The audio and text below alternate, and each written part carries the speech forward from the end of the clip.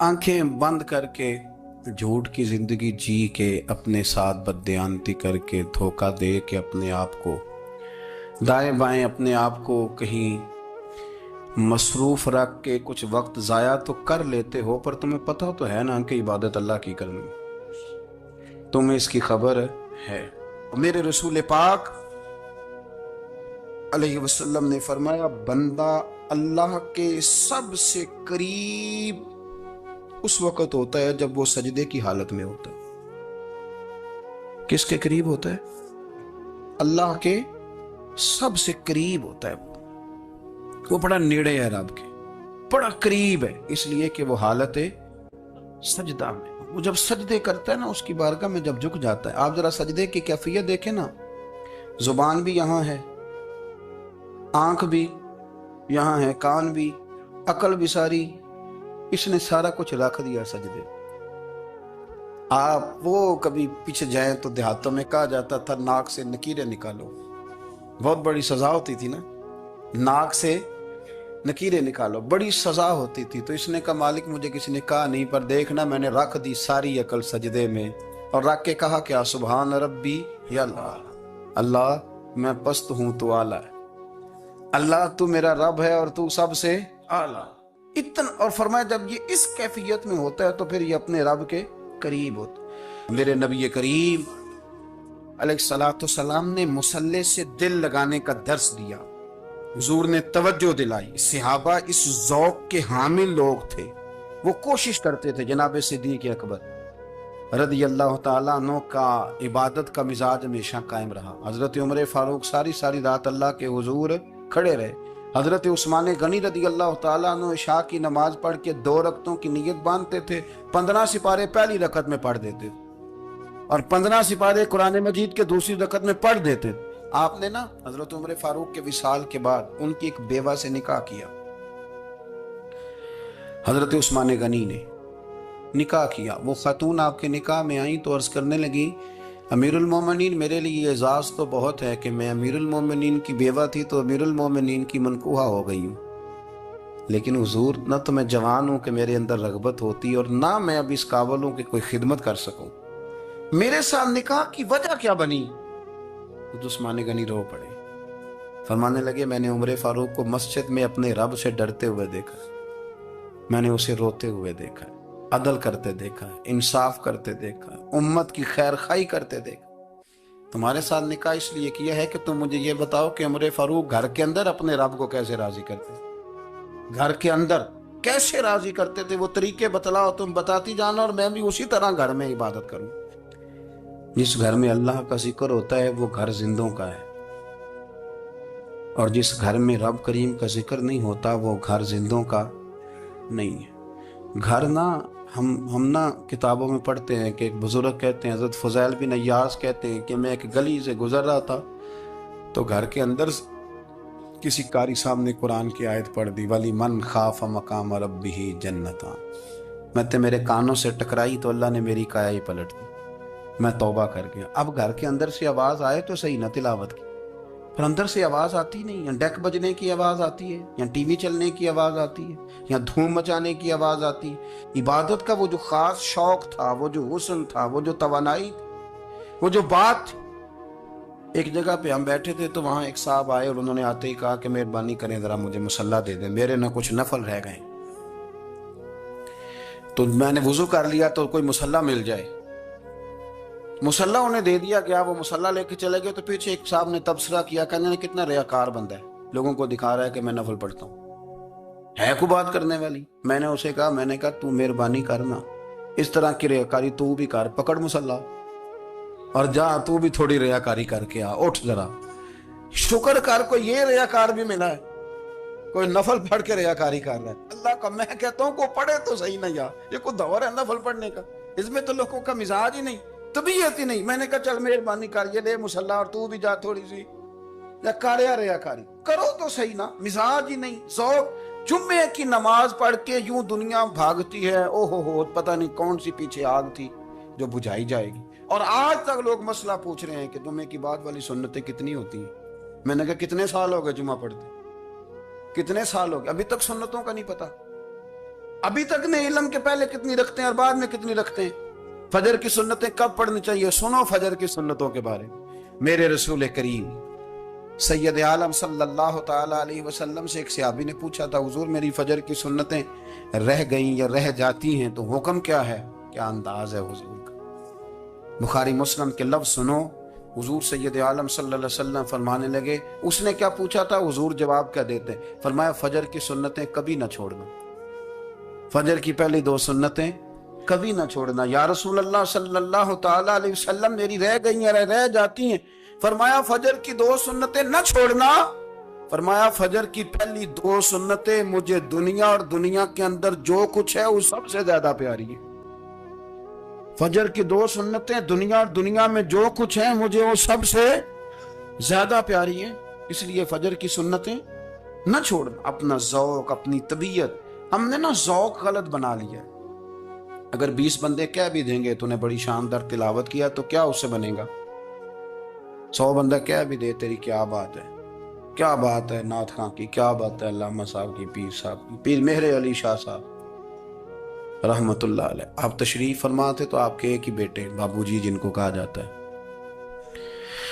جس دن صاحبزادے پیدا ہوئے تو خادم نہ وہاں سے نکلا. ان لوگوں کے شوق اور طرح کے تھے نا، تو ان کی توجہ بھی اپنے شوق کی طرف رہتی. تو خادم نکلا اندر سے، پیر صاحب مبارک ہو، پیر صاحب مبارک ہو، پیر صاحب مبارک ہو، پیر صاحب مبارک ہو. شور کر رہا ہے تو پیر صاحب کو وجد ہو گیا. اللہ اکبر، اللہ اکبر، اللہ. کیا ہوا؟ کس بات کی مبارک دے رہے ہو؟ اس کی حضور اللہ نے بیٹا دیا. تو آپ فرمانے لگے اچھا حضور آپ کیا ہوا؟ آپ تو پریشان ہو گئے. فرمانے لگے جب تو نے 3 دفعہ کہا نا مہر علی کو مبارک ہو تو میں سمجھا تھا شاید تجھے کسی نے بتا دیا ہے کہ مہر علی سے اللہ راضی ہوگی. میں سمجھا تھا کہ شاید تو یہ خبر لے کے آیا ہے کہ کسی نے بتایا ہے کہ مجھے آج خبر ملی ہے کہ مہر علی سے رب اچھا پتر ہوا ہے. الحمدللہ، اللہ کا شکر ہے. پر میرے لیے مبارک کا دن وہ ہوگا جب میرا رب کہے گا کہ میں مہر علی سے راضی ہوں. میرے محبوب کہیں گے کہ میں مہر علی سے. آپ بات کو سمجھیں. شوق ہی کسی اور طرف تھا، دل ہی کہیں اور لگا ہوا تھا، طبیعت ہی کہیں اور مائل تھی. کوئی وظیفہ پوچھتے تھے تو پڑھتے تھے وہ لوگ، کچھ اللہ اللہ انہیں بتائی جاتی تھی تو کرنے کا ذوق رکھتے تھے. طبیعت تھی، قائل تھے. حضرت ربیع کہتے ہیں میں بڑی دور سے سفر کر کے گیا حضرت اویس کرنی سے ملنے، بڑی دور سے. اور جب میں پہنچا تو فجر کا وقت تھا. تو حضرت اویس کرنی کو میں نے پا لیا تو وہ نماز پڑھ کے نا قرآن شریف لے کے بیٹھ گئے. فرماتے ہیں اشراق چاشت کا وقت ہوا تو نفلوں کی نیت باندھ لی. محدث ابن الجوزی نے لکھا ہے، فرماتے ہیں پھر جب زوال کا وقت ہوا تو مسجد میں جھاڑو دینے لگ گئے. زور کی نماز پڑھ کے تو عصر کی تیاری تک وہ مسجد میں بیٹھے رہے. اور میرے نبی پاک علیہ السلام نے فرمایا جو نماز کے انتظار میں بیٹھا ہو وہ نماز ہی میں ہے، وہ نماز ہی میں ہے. فرمایا میری دنیا، میری امت کی جو رہبانیت ہے نا وہ اتنی ہے کہ نماز کا انتظار کرے. اذان کے بعد نماز کا یہ راہب ہے، یہ اس وقت چھوڑ کے بیٹھے ہیں سارا کچھ. فرماتے ہیں عصر تک انہوں نے اللہ اللہ کی، پھر مغرب تک کی. عشاء کی نماز ہوئی تو نماز پڑھی تو وہ تھک گئے. اب مجھے وہ فارغ ہوں مصلی چھوڑے تو میں ملاقات کروں نا. کہ آپ حیران نہ ہو کہ اتنی دیر بندہ کیسے اللہ اللہ کر. ہم نے کی نہیں نا اس لیے ہم پریشان ہیں. جو عادی ہوتے ہیں وہ کر بھی لیتے ہیں. وہ یہ کام، میری بات کی سمجھ آ رہی ہے؟ جب جاتے ہو کسی دفتر میں تو 8 گھنٹے کھڑے رہ لیتے ہو نا، مجبوری ہوتی ہے تو کھڑے رہا جا سکتا ہے. پاسپورٹ کے دفتر بولیے، امیگریشن کی لائنوں میں، اور میں نے تو ایمبیسیوں میں بندے 12 گھنٹے پہلے جا کے کھڑے دیکھے، رہ لیتے ہیں کھڑے. تو اگر ان کاموں کے لیے رہا جاتا ہے تو اللہ رسول کے لیے بھی کھڑے رہا جا سکتا ہے. تو فرمانے لگے کہ جب عشاء کی نماز کے بعد آخر انسان تھے، تھک گئے، نیند کا غلبہ ہوا تو تھوڑی ایسے آنکھ بند ہوئی تو کھلی تو رونے لگے. حضرت ویسے کر دیا، رو کے کہنے لگے مالک مجھے غافل تو نہ کر، ابھی میں نے کیا بھی کچھ نہیں، دن ختم ہو گیا، کوئی نفل نہیں، کوئی اللہ اللہ نہیں، اللہ مجھے غافل نہ کر، میری مدد فرما. فرماتے ہیں جب وہ روئے تو میرے ساتھ جو شخص تھا میں نے کہا اٹھو چلیں. کہنے لگا حضور ملنا نہیں. فرمایا جو میں لینے آیا تھا وہ مجھے مل گیا ہے، جو میں ان سے سیکھنے آیا تھا وہ مجھے نصیب ہو گیا، اب اور میں نے کیا لینا، ختم ہو گئی بات، اٹھو چلیں. اللہ کے بندوں نے حضرت ربیہ بن کعب اسلمی رضی اللہ تعالیٰ عنہ فرماتے ہیں کہتے ہیں جب بنو قریظہ اور بنو نذیر یہودیوں کے ساتھ حضور علیہ السلام نے جنگ کا اعلان فرمایا تو وہ دشمن ہو گئے. ہمیں خطرہ تھا کہ وہ رات کو کہیں محبوب کو تکلیف نہ دیں، تو کچھ لوگ نا تلواریں لے کے نبی پاک کے دروازے پہ پہرے داری کرتے تھے. گن مین رکھنا حرام نہیں، اگر کسی کو واقعی خطرہ ہو تو اس کے لیے سنت بھی ہے. حضرت علی المرتضیٰ تلوار لے کے حضور کے گھر کا پہرا دیتے تھے. حضرت ربیعہ بن کعب اسلمی رضی اللہ تعالیٰ عنہ فرماتے ہیں کہ رات میری ڈیوٹی تھی کہ میں حضور کے گھر کا پہرا دوں گا، تو فرماتے ہیں میں باہر سن رہا تھا، ساری رات ہی میرے نبی پاک نے اللہ کی تسبیح پڑھی. ساری رات، کبھی تسبیح، کبھی تحلیل، کبھی تحمید، کبھی تکبیر، ساری رات. فرماتے ہیں ساری رات حضور پڑھتے رہے اور ساری رات ہی میں سنتا رہا. مجھے اونگ آ گئی، میری آنکھ لگ گئی، حضور ابھی پڑھ رہے تھے، میں تھک کے سو گیا. اور فرماتے ہیں جب میری آنکھ دوبارہ سے کھلی تو میرے کانوں میں پھر کوئی چیز گونجی، تو میں نے کان لگایا تو میرے حبیب ابھی بھی اللہ کو یاد کر رہے. ساری رات حضور رب کی عبادت کرتے. اسی لیے تو کہا یا ایھا المزمل قم اللیل الا قلیلا. حبیب ساری رات تو نہ جاگا کر، تھوڑا آرام بھی کر لیا کر. میرے بھائی اپنا مصلی، اپنی عبادات، اپنے وظائف، اللہ اللہ جو آپ نے کسی سے سیکھی ہے اس کو کبھی کمزور نہ ہونے دیں. شجرہ شریف جو کسی بزرگ سے آپ لے لیتے ہیں تو کیا رسم ہے کوئی؟ اس پہ کچھ لکھا ہوتا ہے، وہ پڑھنے کے لیے دیا جاتا ہے. اس پہ لکھا ہوتا ہے کہ یہ اللہ اللہ آپ نے کرنی ہے. انسان پر اگر کوئی شخص نیکی کر دیتا ہے، احسان کر دیتا ہے، تو انسان اس کے سامنے پھر گردن نہیں اٹھا سکتا. یار یہ میرے مشکل وقت کا دوست ہے، اس نے میرے ساتھ نیکی کی ہے. کبھی بھی گردن نہیں اٹھائے گا، جھکا کے رکھے گا. تو اگر عام کوئی نیکی کر دے تو اس کے سامنے انسان کبھی گردن نہیں اٹھاتا. تو جو رب ساری نعمتیں عطا فرمائے، جو کہے کہ تیری تخلیق میں نے کی، تجھ سے پہلوں کو بھی پیدا میں نے کیا، تیرے لیے زمین کا بچھونا بھی میں نے بچھایا، آسمان کی چھت بھی میں نے لگائی، تیرے لیے زمین سے ساری اناج کو، پھل کو، کھیتیوں کو نکالا بھی تیرے لیے. اب تو اس طرح کر کہ تو میری عبادت کر، تو میری بارگاہ میں جھک جا. بہت سارے نشے لوگوں کو لگے ہوئے ہوتے ہیں. ہر آدمی کوئی نہ کوئی نشہ کرتا ہے. کوئی دولت کا کرتا ہے، کوئی شہرت کا کرتا ہے، کوئی اپنی تعریف کا نشہ کرتا ہے. دو چار لوگوں سے تعریف سن کے مطمئن ہو جاتا ہے. ناراض تو نہیں ہو گیا اس جملے سے؟ آپ کرتے ہیں لوگ دولت کا نشہ بھی. یہ جب نقصان ہوتا ہے تو بندے بیمار نہیں ہو جاتے؟ پیسے ڈوب جاتے ہیں تو لوگ بیمار نہیں ہو جاتے؟ تو اس کا مطلب یہ ہوتا ہے کہ نشہ ٹوٹ گیا ہے. بہک ہوئے ہیں نا تھوڑے سے تو کانپتے ہیں، تڑپتے ہیں، پریشان. نشہ ہی اسی طرح ہی کرتا ہے نا، نہیں ملتا تو پریشان ہوتا ہے. یہ سارے نشے ہیں، مختلف قسم کا نشہ. ہم مانتے نہیں اس بات کو، تسلیم نہیں کرتے، کیونکہ تسلیم کرنا بڑا مشکل کام ہے. اس کے لیے تو بڑی ساری چیزیں جو ہیں وہ دبوچ کے اور بڑی سارے رستے پھلانگ کے آنا پڑتا ہے. تو بڑا مشکل ہے ماننا، ورنہ کرتے ہیں ہم. ہمارا مزاج ہے. یہ گھومنے پھرنے کا، دنیا دیکھنے کا بھی ایک نشہ ہے. یہ بہت ساری باتیں کرنے کا بھی ایک نشہ ہے. گپ شپ کا بھی ایک نشہ ہے. دو چار لوگوں کی جب تک پگڑیاں نہ کھول لیں، بعض لوگوں کو نیند نہیں آتی. یہ غیبت کا، چغلی کا، بددیانتی کا، یہ بھی ایک نشہ ہے. اس پر ملا رومی رحمت اللہ نے بڑا کلام لکھا ہے. وہ کہتے ہیں مانگ کے کھانے کا بھی نشہ ہے. مانگ کے کھانے کا بھی نشہ ہے. وہ کہتے ہیں کہ ایک بھیک مانگنے والی خاتون تھی تو بادشاہ کے پاس بھیک مانگنے آئی تو بادشاہ کو پسند آ گئی، اس نے شادی کر لی. اب اس کو عادت تھی بھیک مانگ کے کھانے کی، تو وہ کنیزوں سے کہا کرتی تھی کہ فٹافٹ نہ روٹی لے کے آیا کرو، میں 2-3 دفعہ مانگوں تو پھر لایا کرو. کیونکہ ایک نشہ ہے نا، تو میں مانگوں 2-4 دفعہ تو پھر. تو انسان بہت سارے نشے کرتا ہے، یہ مانتا نہیں. یہ موبائل، یہ فیس بک، یہ سارے نشے ہی ہیں. اپنی فوٹو لگا لینا، سارا دن اسی کو دیکھتے رہنا. اور بڑے بڑے سیانے بندے جو وزادار ہیں، بڑے وزادار لوگ ہیں، لیکن وہ بھی سنجیدگی کے قائل نہیں، اس طرح کے نشوں کا شکار ہیں. یہ سارے نشے ہیں جو ہم نے پال لیے. ہمارے صوفیاء، ہمارے بزرگ فرماتے ہیں کہ تم اس طرح کرو، اگر سارے نشوں سے بچنا چاہتے ہو تو سجدے کا نشہ شروع کرو. سجدے کا نشہ شروع کرو. یہ نا اقبال کہتے ہیں، عطار ہو، رومی ہو، رازی، آپ بات کو سمجھیں، عطار ہو، رومی ہو راضی ہو غزالی ہو کچھ ہاتھ نہیں آتا بے آہ سحر گاہی. کہتے بہت بڑا صوفی ہو جیسے فرید الدین عطار تھے، بہت بڑا تصوف کا امام ہو جیسے امام غزالی تھے، بہت بڑا تفسیر کا استاد ہو جیسے امام رازی ہو، عطار ہو رومی ہو رازی ہو غزالی ہو، پر کچھ ہاتھ نہیں آتا بے آہ سحر گاہی. اگر سویرے اٹھ کے روتا نہیں نا اللہ کی بارگاہ، اگر تہجد نہیں نہ پڑھتا تو کچھ ہاتھ نہیں آتا بے آہ سحر گاہی. پھر اس کو کوئی چیز نصیب. میری بات کی سمجھ آ رہی ہے آپ حضرات؟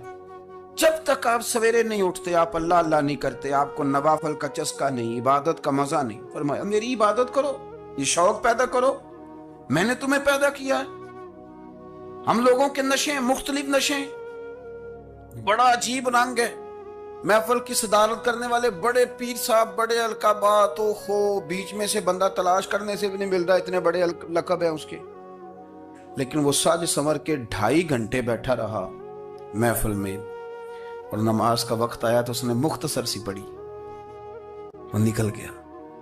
ہلکے سے سجدے کیے. اتنا بڑا عشق رسول نعت کا، ہو کیا بات ہے. اور عشق رسول کا بہت بڑا پیغامبر، بہت بڑا مبلغ، اور بیچارہ سمجھ ہی نہیں سکا کہ اللہ کے رسول نے فرمایا تو نماز پڑھ میری آنکھیں ٹھنڈی ہو جائیں گی. تو یہ نشے کے عادی تو ہیں پر حقیقت کے قائل نہیں.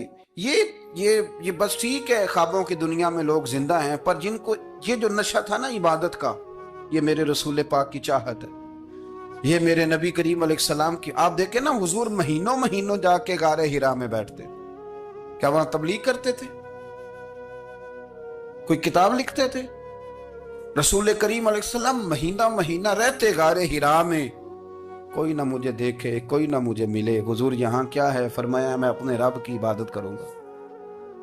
نبی کریم علیہ السلام نے سجدوں کے ساتھ پتھروں اور پہاڑوں کو آباد کر دیا، سجدوں کے ساتھ. آپ کا سجدہ آپ کو بہت ساری چیزوں سے چھڑا لیتا ہے، یہ بہت ساری جگہوں سے جھکنے سے بچا لیتا ہے. صوفیاء اولیاء یہ کیا کرتے تھے؟ یہ سجدے کا ذوق ہی تو پیدا کرتے تھے. سجدے کا ذوق. شاہ عبد العزیز دباغ رحمت اللہ تعالی علیہ اپنے مریدوں سے فرمایا کرتے تھے کہ اگر تم پکے نمازی بن جاؤ نا، تہجد گزار ہو جاؤ، تو میرے پاس آنا جانا چھوڑ دینا. عرض کی حضور کیوں؟ فرمایا میں تمہارے اور رب رسول کے رستے میں رکاوٹ نہیں بننا چاہتا، اور میرا مقصود ہے تمہیں وہاں تک پہنچانا. جب پہنچ گئے تو پھر میری ضرورت ختم ہو گئی. ہاں کبھی وسوس آئے، شک پیدا ہو، تکلیف ہو تو آنا. بیت المقدس پر قبضہ تھا عیسائیوں کا، تو صلاح الدین بڑے پریشان تھے. بابا جی کہنے لگے پتر کیا ہوا؟ کہنے لگے حضور پتہ چلا ہے دشمن کے 2 بحری بیڑے اسلحہ لے کے آ رہے ہیں. مسلمان پہلے ہی کمزور ہیں، اور اب اگر 2 بحری بیڑے اور آ گئے تو حضور مسئلہ بن جائے گا. تو میں پریشان ہوں کہ کس طرح یہ کم مسئلے والی ہماری فوج ہے کیسے مقابلہ کرے گی. تو بابا جی کہنے لگے پتر اس طرح کرنا، آج رات تو بھی دعا کرنا اور میں بھی کروں گا. تو بھی دعا کرنا، آپ ناراض نہ ہونا. ہم تو پیروں والے ہیں، ہم تو پیروں کے نوکر غلام ہیں، ہمارا تو گزارا ہی نہیں، ہمیں تو ملتا ہے سارا کچھ وہاں سے. پر میرا سوال یہ ہے کہ تعویذ لینے جاتے ہو، نفل کیوں نہیں پڑھتے؟ رات اللہ اللہ کیوں نہیں کرتے؟ یہ بھی تو ہمارے بزرگوں کا ہی طریقہ ہے، انہوں نے تو ہمیں سکھایا ہے. صلاح الدین ایوبی سے بزرگوں نے کہا کہ رات آج نا اللہ اللہ کرنا، تو میں تیرے لیے دعا کروں گا، تو بھی دعا کرنا. تو بندہ جب دکھی ہوتا ہے تو سجدہ کرتا ہے، تو پھر ہی تو مصلی بھیگ جاتا ہے، پھر ہی تو مزہ آتا ہے. سکھی بندہ تو کعبے جا کے نہیں روتا. دکھی تھے، تکلیف تھی، تو سر رکھا سجدے میں تو تڑپ گئے. اور وہ بابا جی کہتے ہیں میں مسجد آیا تو صلاح الدین چیخے مار کے رو رہا تھا اور کہہ رہا تھا مالک میں کوئی اپنی شان کے لیے تو نہیں نہ لڑ رہا، اللہ کو میں کوئی قبضوں کے لیے تو نہیں لڑ رہا، مالک تیرے لیے لڑ رہا ہوں، مجھے بے آبرو نہ کرنا، میری مدد فرمانا. کہتے ہیں میں آیا تھا کہ مسجد میں دعا کروں گا، پر صلاح الدین ایوبی کو روتے دیکھا تو میں لوٹ گیا. تو سویرے صلاح الدین ملے تو بڑے خوش تھے. میں نے کہا پتر کیا ہوا؟ کہنے لگے حضور وہ بحری بیڑے 2 آ رہے تھے نا اسلحہ لے کے، دونوں ڈوب گئے پانی میں. पानी में डूब गए। तो बाबा जी कहने लगे सलाहुद्दीन वो पानी में नहीं डूबे, वो तेरे आंसुओं में डूब गए, वो गर्क हो गए। वो जो तूने मुसल्ला बात किया तो वो तेरे आंसुओं में डूब गए, वो गर्क हो गए, वो तबाह इतने कीमती थे, तेरे आंसू के बहा ले गए दुश्मन के बैरी बेड़ों को। मेरे भाई ठीक हो गया जी, मेरे अजीज समझ लें इस बात को हमेशा के लिए, और इस पर गौर कर लें अच्छे तरीके से कि मेरे रसूल करीम सैयद आलम सल्लल्लाहु अलैहि वसल्लम ने ना हमारी तवज्जो दिलाई, हुजूर ने हमें बतलाया, हमारा ज़ौक़ बढ़ाया इबादत की तरफ। एक सहाबी थे हजरत अबू फातिमा रदी अल्लाह ताला अन्हु, ये तिरमिजी शरीफ की हदीस है। नबी पाक अलैहिस्सलाम ने फरमाया अबू फातिमा क़यामत के दिन मुझसे जल्दी मिलना चाहते हो कि देर के साथ? तो कहने लगे हुजूर कौन होगा जो देर से मिलना चाहेगा, हमने तो जान दे दी वादाए दीदार पर। आला हज़रत फरमाते हैं जान दे दी वादाए और नगद अपना दाम हो ही जाएगा। मुझे लगता है कि ये सौदा नगदो नगद हो जाना है, क्योंकि हमने जान दे दी वादाए दीदार पर। आपने वादा किया था कि मरेंगे तो फिर जियारत होगी, तो मर गए हम जियारत की खातर। जान दे दी वादाए दीदार पर तो नगद अपना दाम हो ही जाएगा। ए रजा हर काम का एक वक्त है, दिल को भी आराम हो ही जाएगा। तो हजरत अबू फातिमा रदी अल्लाह ताला अन्हु से नबी पाक सल्लल्लाहु अलैहि वसल्लम ने फरमाया जल्दी मिलना चाहते हो कि देर से? उसकी हुजूर फटाफट मिलना है, मैंने क़यामत के दिन आपसे जल्दी मिलना है। तो नबी पाक अलैहि सलाम ने फरमाया फिर इस तरह करना, दुनिया में रह के सजदे ज़्यादा करना, फिर सजदे ज़्यादा करना, क़यामत में मुलाकात जल्दी हो जाए, कुर्ब मिलेगा तुम्हें। अपने बच्चों के अंदर देखे ना, हम शौक़ पैदा करते हैं, हमें सही लफ्ज़ नहीं बोलने आते पर हम बच्चों में शौक़ पैदा करते हैं कि पुत्र डॉक्टर बन जाएगा तो बड़ा नफ़ा करेगा, तो लोगों की खिदमत करेगा, मुल्क और मिल्लत की खिदमत करेगा, तेरे अब्बा का नाम रोशन होगा, तेरे दादा की तारीफ़ें होंगी। हम ये ज़ौक़ पैदा करते हैं। हम अपने नौजवानों के अंदर ये फ़िक्र पैदा करते हैं, उन्हें हम समझाते हैं कि मियाँ जब तुम पढ़ोगे मेहनत करोगे तो फलां आदमी की तरह तुम्हारा नाम होगा।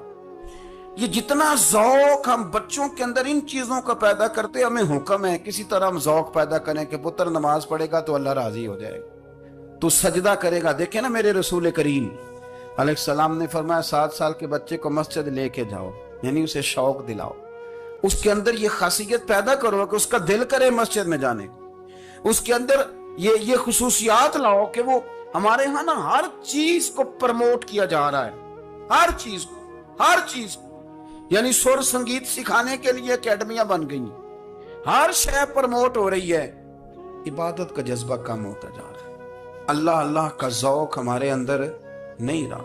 और इतना मुश्किल हमने अपने लिए बना लिया है कि वो बंदा जो बड़ी जबरदस्त मजहबी गुफ्तगू कर रहा था और तगड़ी बात कर रहा था, क्या बात है, लेकिन नमाज के बारे में कमजोरी दिखा जाता है, नवाफल के बारे में वो चुपके से निकल जाता है। इमाम अहमद बिन हंबल रहमतुल्लाह ताला अलैह, मुस्नद इमाम अहमद बिन हंबल 14 जिल्दों में है मार्केट में, और मुझे तो खैर पसंद ही बड़ी है, मैंने तो कई दफ़ा पढ़ी है। और क्या बात है इमाम अहमद बिन हंबल की, कैसे तगड़े किस्म के मुहद्दिस थे और अल्लाह ने कितना उन्हें एजाज़ अता फरमाया हुआ। ये कोड़े भी खाते थे दीन की खातिर, सारा कुर्ता लहू से भर भी जाया करता, बड़ा एजाज वाला शख्स थे, बड़े एजाज वाले। हदीसें जमा करना, हदीसें लिखना, हदीस पढ़ाना, सारा दिन रहते थे। कह सकते थे कि मैं कर तो रहा हूं काम, और हदीस भी मौजूद है कि आलिम आबिद से अफजल होता है, पर इसके बावजूद इमाम अहमद बिन हंबल रहमतुल्लाह अलैह 300 नफल फर्ज नमाजों के अलावा पढ़ा करते थे, 300 नवाफिल रोज पढ़ा करते थे। उनके बेटे ने कहा अब्बा जी मकान खरीदना है तो वो जगह कहाँ करके लूँ, बहुत सारी आबादियाँ, तो फरमाया पुत्र वहां लेना जहाँ मस्जिद करीब हो। मेरे रसूल करीम सैयद आलम सल्लल्लाहु अलैहि वसल्लम इतना पसंद करते मस्जिद को, इतना पसंद करते नमाज को कि रसूल करीम सल्लल्लाहु अलैहि वसल्लम तहज्जुद की नमाज भी पढ़ते, फिर हुजूर फजर की नमाज भी पढ़ते, नबी पाक वितर को अलग करके पढ़ते, इशा के साथ नहीं पढ़ते। ये तो हम इसलिए इजाजत दी हमारे बुजुर्गों ने कि बाद में उठेगा कौन अलहदा वितर पढ़ने के लिए, इशा के साथ पढ़ ले। वितर पढ़ते, तहज्जुद पढ़ते, फजर पढ़ते, इशराक पढ़ते, चाट पढ़ते, फिर मगरिब की नमाज के बाद 6 रकात अवाबीन पढ़ते। پھر رات کو صلاۃ اللیل پڑھتے. سیدہ عائشہ صدیقہ کہتی ہیں زمانہ سو جاتا اور میرے رسول مصلی بچھا کے کھڑے ہو جاتے. او یار کھیتی باڑی کر کے نہیں, محنت مزدوری کر کے نہیں. جناب عائشہ کہتی ہیں میں یہ بھی دیکھتی کہ حضور ایک آیت شروع کرتے تو ساری رات اسی کو پڑھتے, اور میری نظر جاتی تو قدم مبارک پہ ورم آ جاتا. یار نماز پڑھ پڑھ کے, اتنی مشقت کر کے, اتنی جد و جہد کر کے ورم آ گیا. یا رسول اللہ اتنی محنت کیوں کرتے ہو؟ فرمایا افلا اکون عبدا شکورا, کیا میں اپنے رب کا شکر گزار بندہ نہ بنوں؟ صحابہ کا ذوق عبادتوں کا, ریاضتوں کا, تلاوتوں کا, طبیعت ان کی, وہ ایک دوسرے کو. حضرت مولا علی شیر خدا کرم اللہ تعالی وجہ الکریم کے زمانے میں روم کے بادشاہ نے کہا یار یہ مسلمانوں کا پتہ تو کرو, یہ آخر کیوں اتنے زیادہ مجاہد ہیں. اس زمانے میں جاسوس بھیجنے کا مزاج تھا, اب تو جاسوس پکڑا جاتا ہے, اب تو جاسوسی کا شوق ویسے آج بھی ہے. عرض کروں تھوڑی سی بات اس عنوان سے. پتہ کیا ہمارا مسئلہ ہے, ہم جہاں جاتے ہیں نا وہاں تھوڑی خوشبو سونگنے کی کوشش کرتے ہیں. وہ کیا ہے تو یہ کیا ہے تو ادھر کیا ہے تو تھوڑا سا ادھر کیا ہے. میرے رسول پاک پڑھیے درود شریف, سارے پڑھیے ذرا زور سے, صلی اللہ تعالی. نبی پاک علیہ السلام نے فرمایا جاسوسی نہ کرنا ورنہ تم بندوں کو خراب کر دو, اور فرمایا اس طرح نہ ہو کہ تم کسی کے آپ کھول نہ نکلو تو تمہارے پہلے کھول جائیں. یہ جو ذوق ہے نا یہ ختم کریں, چھوڑیں. مطلب آپ کس چکر میں پڑے ہوئے ہیں, اتنی زیادہ توجہ کرنے کی کیا ضرورت ہے. نے کام سے کام رکھیں, اس میں بندہ تھوڑا سا نا آسان رہتا ہے. یہ جو بہت زیادہ ٹٹولنے والے لوگ ہوتے ہیں نا وہ بےچارے پھر عمر ٹٹولتے ہی گزار دیتے ہیں, اس لیے کہ مزاج ہی بہت پکا ہے. بوری کا منہ کھول کے اندر تک ہاتھ ڈالنا, تو پھر کئی دفعہ سامنے سے بچھو بھی لڑ جاتا ہے, خرابی ہوتی. تو جاسوسی کی جاتی تھی. اس نے بھی جاسوس بھیجے کیونکہ قبیلوں کے لوگ تھے, کچھ مسلم کچھ کافر, پہچانے نہیں جاتے تھے لوگ. تو کچھ لوگ اس نے بھیجے, انہوں نے آ کے نا تحقیق کی, ریسرچ کری کہ آخر ماجرا کیا ہے. تو واپس جا کے انہوں نے رپورٹ دی نا روم کے بادشاہ کو. اس رپورٹ کا ایک جملہ بڑا شاندار ہے. وہ کہنے لگا بادشاہ ہمیں مسلمانوں کی کوئی سمجھ نہیں آئی, ہمیں کوئی سمجھ نہیں آئی. انہوں نے کہا کیوں نہیں سمجھ آئی؟ کہنے لگے یار عجیب بندے ہیں, جب رات مصلے پہ بیٹھتے ہیں تو یوں لگتا ہے ان کا دنیا سے رشتہ ہی کوئی نہیں, کوئی کسی کو نہیں جانتا. کوئی اپنے دکھ سنا کے رو رہا ہے, کوئی اپنی بات کر کے رو رہا ہے, لگتا ہے کہ ان کا کوئی رشتہ ہے ہی نہیں جب مصلے پہ بیٹھتے ہیں. اور فرمایا جب سویرے یہ جہاد کرنے نکلتے ہیں تو لگتا ہے ان سے زیادہ دلیر ہی کوئی نہیں.